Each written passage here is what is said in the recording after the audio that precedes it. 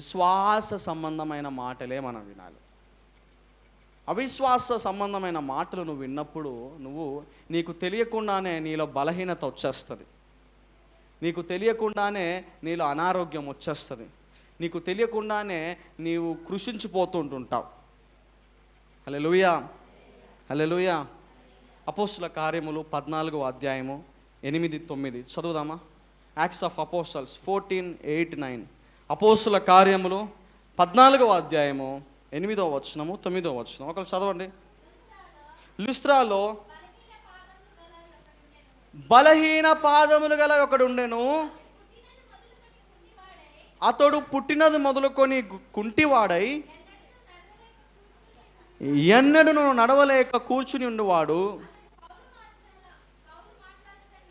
అతడు పౌలు మాట్లాడుట, ఇంకొకసారి అందరూ చెప్పండి, అతడు పౌలు మాట్లాడుట వినెను.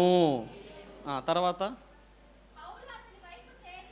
పౌలు అతని వైపు తేరి చూచి స్వస్థత పొందుటకు ఇతనికి విశ్వాసం ఉన్నదని గ్రహించి నీ పాదములు మోపి సరిగా నిలువమని బిగ్గరగా చెప్పినప్పుడు నడవసాగాను. చాలు. హల్లెలూయా, హల్లెలూయా. ఒకరోజు అపోస్తులైన పౌలు ఒక చోట లుస్త్రా అనే ఊర్లో వాక్యం చెప్పేటప్పుడు అక్కడ బలహీన పాదములు, అతని కాళ్ళు సరిగా నేల మీద మోపి నిలబడలేడంట. బలహీన పాదములు కల ఒక వ్యక్తి అక్కడ ఉన్నాడు. అతని పేరు అక్కడ రాయబడ్డదా? ఏమని పిలుస్తున్నారు అక్కడ? బలహీన పాదములు గలవాడు. అంటే అతనికి పేరు, అతని రోగాన్ని బట్టి పేరు పిలుస్తున్నాడు. అంటే అర్థం ఏంటిది? వాడి జీవితం అంతా రోగాన్ని మోస్తూనే ఉన్నాడు. మనిషికి ఒక పేరు ఉంటుంది, పేరును బట్టి పిలవడం నచ్చుతుందా? వాడికి ఉన్న కొరతని బట్టి పిలిస్తే నచ్చుతుందా? ఒక పొట్టివాడు ఉన్నాడు, పొట్టోడు అంటే కోపం వస్తుంది ఏదో ఒక రోజు. లావుగున్నాడు అంటే ఏదో ఒక రోజు కోపం వస్తుంది. నల్లగున్నాడు చూడండి అంటే కోపం వస్తుంది. అంటే పేరును కాదు, అతనిలో ఉన్న కొరతని పెట్టి పిలవడం. మనుషులు మనలో ఉన్న కొరతని చూసి మనల్ని పిలుస్తారు. సన్నగా ఉంది, లాభం అవ్వదు, పెళ్ళి కాదు, వీడి ముఖానికి పెళ్ళి అవుతుందా, వీడి ముఖానికి ఉద్యోగం వస్తుందా, వీడి ముఖానికి జీవితం బాగుతుందా, వీడు ఇతరులకు చెప్తున్నాడు, కుటుంబానికి చెప్పలేకపోతున్నాడు. మన బలహీనతను బట్టి, మన వీక్నెస్ని బట్టి మనల్ని పిలుస్తారు. మన వీక్నెస్ అనేది వాళ్ళకి ఆటగా మారిపోతుంది. ఆ బలహీనతని బట్టి వాళ్ళు పిలుస్తూ ఉంటారు. కానీ యేసు బలహీనతలని తొలగించే దేవుడు. బలహీనతల్ని బట్టి ఆయన పిలవట్లేదు, ఆ బలహీనతని తొలగించే దేవుడు యేసు ప్రభువు. ఇక్కడ ఆ బలహీన పాదములు గలవాడు, రోగము గలవాడు, వాడి బలహీన పాదములు గలవాడు అనే పిలుస్తూ ఉన్నారు.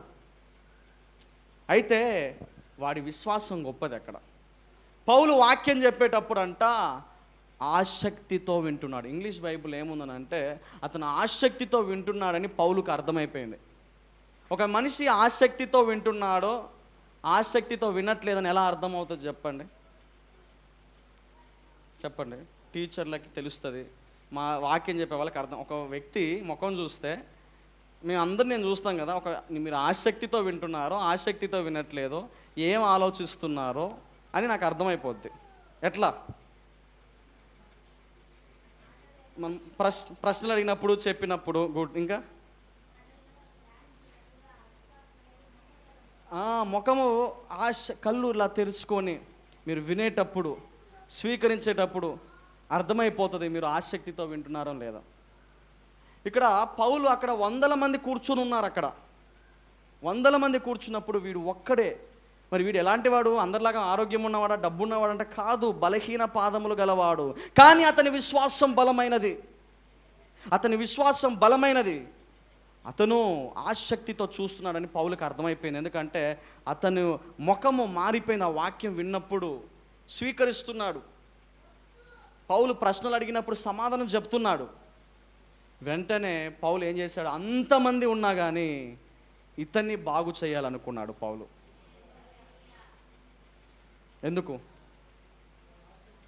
అతనిలో ఆసక్తి ఉంది, అతనిలో విశ్వాసం ఉంది, అతను వాక్యాన్ని వింటున్నాడు, వాక్యాన్ని స్వీకరిస్తున్నాడు. వీరందరూ వింటున్నారా వాక్యము? అతను వాళ్ళ ముఖంలో కనబడట్లేదు. నువ్వు వాక్యము వింటున్నట్లయితే, ఆసక్తిగా దేవుని వాక్యాన్ని నువ్వు ధ్యానిస్తున్నట్లయితే, నీ కొరతలని దేవుడు ఈరోజు తొలగిస్తాడు. All your weakness will become your strength. నీ కొరతలు నీకు బలముగా మారుతాయి ఈరోజు. హల్లెలూయా.